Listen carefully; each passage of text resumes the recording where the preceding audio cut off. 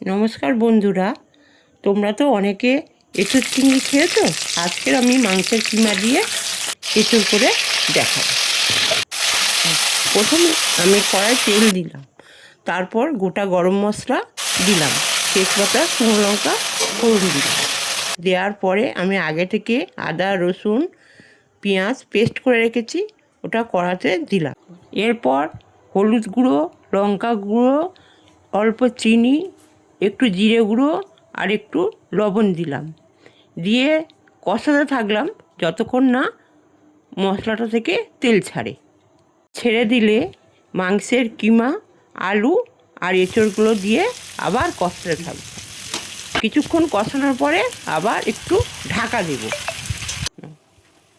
এবার ঢাকনা খুলে একটু নাড়াচাড়া করে আগে থেকে সিদ্ধ করা কিমার যে স্টকটা ছিল সেটা দিয়ে দিলাম।